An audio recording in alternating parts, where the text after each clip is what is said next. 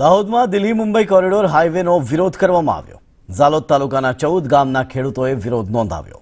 ખેડૂતોએ હાઈવેનું કામ બંધ કરાવી વિરોધ નોંધાવ્યો હતો।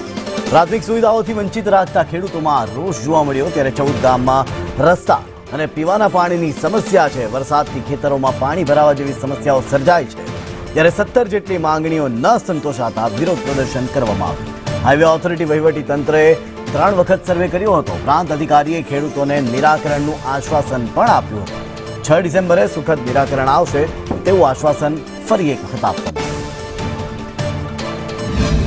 દિલ્હી મુંબઈ કોરિડોર હાઈવેની જે કામગીરી ચાલુ કરવામાં આવી અને એ કામગીરીના કારણે જે અમારી મૂળભૂત સુવિધા હતી એ અમારા ગરીબ આદિવાસીઓની મૂળભૂત સુવિધા છીનવાઈ જવાના કારણે અમે છેલ્લા 3 વર્ષથી આ લડાઈ લડતા જઈને આવ્યા।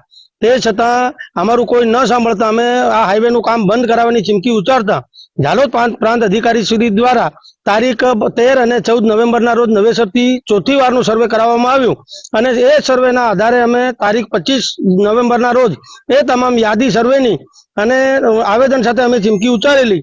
તારીખ 2 ડિસેમ્બરના રોજ લેખિત બાંહેધરી આપવામાં આવે કે જે મૂળભૂત સુવિધાઓની 17 માંગણીઓ છે કેટલા સમયની અંદર પૂરી કરીને આપીશું, પરંતુ સરકાર અને તંત્ર અને ઓથોરિટી દ્વારા અમારી એક પણ વાત સાંભળવામાં ન આવતા અમે આ ઉચ્ચારેલ ચીમકી અંતર્ગત આજ રોજ તારીખ 3 ડિસેમ્બરના રોજ આ 14 ગામોમાં ચાલતું કોરિડોર હાઈવેનું કામ અમે બંધ કરાવેલ છે। એ 14 ગામોનો ઓલરેડી અમે સર્વે કરાવી દીધો છે અને આ 14 ગામોની જે પણ સુવિધાઓ આ લોકો માંગી રહ્યા છે એ સુવિધાઓ પૂરી પાડવા માટે અમે વહીવટી તંત્ર આખું તૈયાર છે। કેટલી માંગણીઓ એ લોકોએ કરેલી હતી ને અત્યારે કેટલી એમની પૂરી કરવામાં આવી? કેમ કે 3 વખત સર્વે કરવામાં આવ્યો પરંતુ હજી સુધી એ લોકોની માંગણી નથી સંતોષી। જે કઈ એમના મીટરના કે જે પાણીના ને કે જે પ્રશ્નો છે એ પ્રશ્નો અમે સોર્ટ આઉટ કરી રહ્યા છીએ। 3 વર્ષથી સર આ માંગણી સતત કરવામાં આવી રહી છે, તો તંત્ર દ્વારા અત્યાર સુધી કે આના પર ધ્યાન આપવામાં નથી આવ્યું? ધ્યાન તો તંત્ર દ્વારા આપવામાં જ આવી રહ્યું છે, પણ જે આ રસ્તાના ને જે પ્રશ્નો છે એ અમુક સમય પૂરા થતા હોય છે। આજે કામગીરી એમની માંગણી છે કોના તરફથી પૂરી કરવામાં આવશે? વહીવટી તંત્ર કરશે અથવા હાઈવે ઓથોરિટી? જે પણ જે ડિપાર્ટમેન્ટના અંતર્ગત આવે છે એ ડિપાર્ટમેન્ટ એ કરી રહ્યું છે એના પર। એ 14 ગામોનો ઓલરેડી અમે સર્વે કરાવી દીધો છે અને આ 14 ગામોની જે પણ સુવિધાઓ આ લોકો માંગી રહ્યા છે એ સુવિધાઓ પૂરી પાડવા માટે અમે વહીવટી તંત્ર આખું તૈયાર છે।